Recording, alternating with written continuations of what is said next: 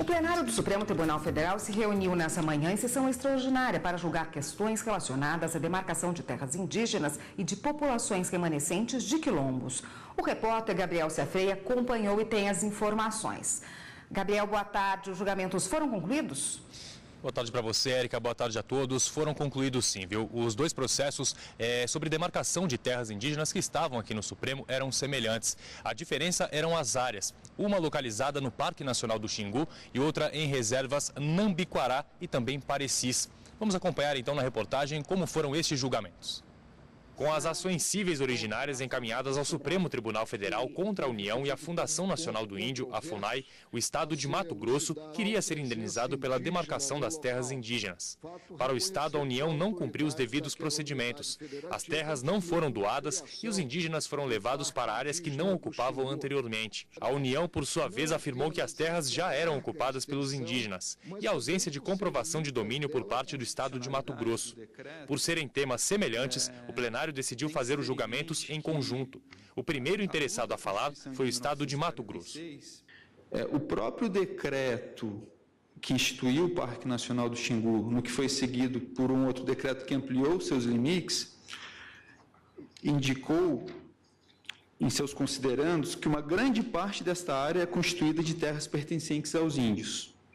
Ou seja, se uma grande parte dessas terras pertencem aos índios, quer dizer que outra parte não pertencia. Já a advogada-geral da União questionou os argumentos utilizados pelo estado de Mato Grosso para pedir a indenização. Segundo ela, os argumentos estão baseados na Constituição de 1891 e o decreto para a criação do Parque Nacional do Xingu é de 1961, quando outra Constituição já estava em vigor no país. Disse ainda que a ocupação de 14 tribos indígenas no local é permanente. Nos autos, uma única demonstração, uma única comprovação de que esses povos deixaram de estar presentes nessas terras. Ao contrário, o que há, na verdade, são estudos sérios, uma farta documentação que revela a presença desses povos nessa área. A Procuradoria-Geral da República se manifestou pela improcedência dos dois pedidos. Após a promulgação da Lei 6.001, quando então se definiu o atual sentido da denominação reserva indígena, elas passaram a se denominar áreas indígenas e, posteriormente, adaptando-se à nomenclatura da Constituição de 88, passaram a ser denominadas terras indígenas. Essa é a prova clara, objetiva, pronta, de que comprova a posse imemorial de todas essas áreas questionadas pelo Estado do Mato Grosso, como dos indígenas. Reiterando a manifestação escrita do Ministério Público e mais aquela constante do parecer distribuído a Vossa Excelência, espera-se a improcedência do pedido. Ao ler o voto, o relator dos dois processos, ministro Marco Aurélio, destacou os direitos dos indígenas sobre as terras de ocupação permanente definidas desde a Constituição de 1934 até a de 1988 e o papel da União na preservação desses locais. E afirmou que são fartas as provas de ocupação permanente dos indígenas nas áreas mencionadas nas ações cíveis originárias. A prova coligida no processo, ao contrário do sustentado pelo autor, é farta, no sentido de que não apenas a totalidade das terras integrantes do Parque Indígena do Xingu, e aí adapto para a outra ação civil originária 366, é de tradicional ocupação indígena, como também muitas das áreas adjacentes. O relator julgou os pedidos improcedentes e condenou o Estado de Mato Grosso a pagar as custas processuais e honorários advocatícios no valor de R$50 mil. O ministro Alexandre de Moraes foi o segundo a votar. Ele entendeu que o Estado de Mato Grosso não conseguiu provar a posse das terras e acompanhou o voto do relator. A presidente do Supremo Tribunal Federal, ministra Carmen Lúcia, precisou deixar a sessão, mas também acompanhou o voto do relator. A sessão passou a ser presidida pelo ministro Marco Aurélio. Na sequência, o ministro Edson Fachin acompanhou o voto do relator. Os ministros Luiz Roberto Barroso, Rosa Weber e Ricardo Lewandowski também seguiram o entendimento do relator, negando indenização ao Estado de Mato Grosso.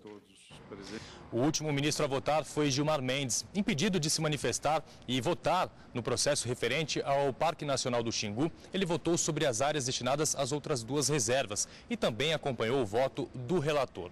Com isso, por unanimidade, o pedido encaminhado pelo Estado de Mato Grosso aqui ao Supremo Tribunal Federal foi negado por unanimidade. Lembrando que a partir das 14 horas tem outra sessão extraordinária aqui no Supremo Tribunal Federal. Érica, eu volto com você ao estúdio. Obrigada, Gabriel. E para comentar essa sessão extraordinária, está aqui conosco a consultora jurídica da TV Justiça, Gisele Reis. Boa tarde, Gisele. Boa tarde, Érica. Boa tarde a todos. Gisele, quais foram os fundamentos aí para esse pedido de indenização? Bom, o Estado do Mato Grosso alegava que a inclusão de determinadas áreas no Parque Nacional, na demarcação do Parque Nacional do Xingu, teria sido indevida, porque entende que determinadas terras que acabaram sendo incluídas nessa demarcação, elas seriam de propriedade do Estado.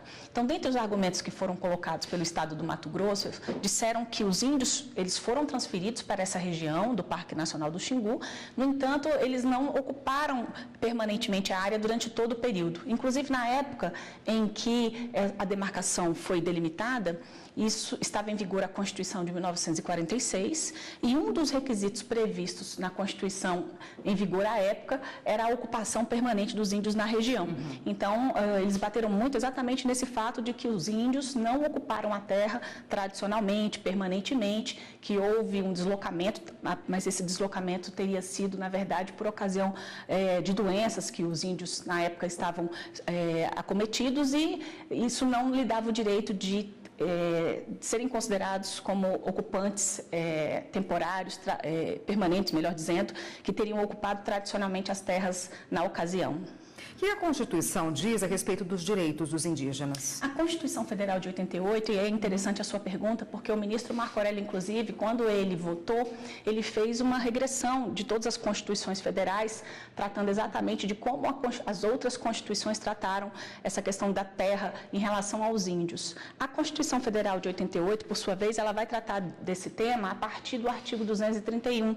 Então, assegura aos índios tanto a questão relacionada à organização social, aos costumes, línguas, crenças e tradições e também direitos originários sobre a terra tradicionalmente ocupadas. Então, essas terras que são tradicionalmente ocupadas, elas são de propriedade da União, mas os índios têm o direito de explorarem, de terem direito à exploração das riquezas provenientes dessa terra.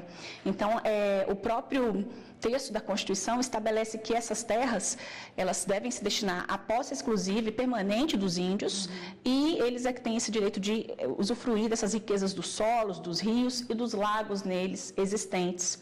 Então, essas terras são inalienáveis, indisponíveis, não podem serem vendidas, não podem ser cedidas nem doadas para qualquer outra pessoa que não seja exatamente a comunidade indígena, no sentido deles usufruírem a terra em que efetivamente ocupam. Então, mesmo sendo propriedade da União, os índios é que têm direito de usufruir de tudo aquilo que a terra tem para oferecer. Em relação a esse tema, o Supremo aí já se debruçou sobre um caso emblemático, né? O caso emblemático realmente aconteceu em 2009. Na ocasião, houve o julgamento de um processo, né, denominado Petição 3388, que tratou exatamente de uma situação de demarcação de terra indígena no estado de Roraima. O caso conhecido como Raposa Serra do Sol, exatamente de demarcação dessa reserva indígena, chegou até o Supremo Tribunal Federal e o Supremo validou tanto o decreto quanto a portaria que tratavam exatamente dessa demarcação.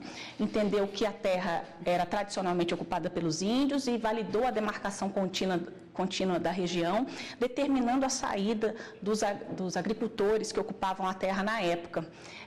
Esse caso, inclusive, o próprio Supremo Tribunal Federal estabeleceu algumas condições no sentido da desocupação pelos agricultores e quem, inclusive, supervisionou essa retirada dos agricultores, na época, o relator era o ministro Aires Brito, já aposentado, então ele acompanhou essa retirada e também foi supervisionada pelo Tribunal Regional Federal da Primeira Região. Tá ótimo, Gisele. Obrigada pela sua participação por hoje. Eu que agradeço. Até mais. Até.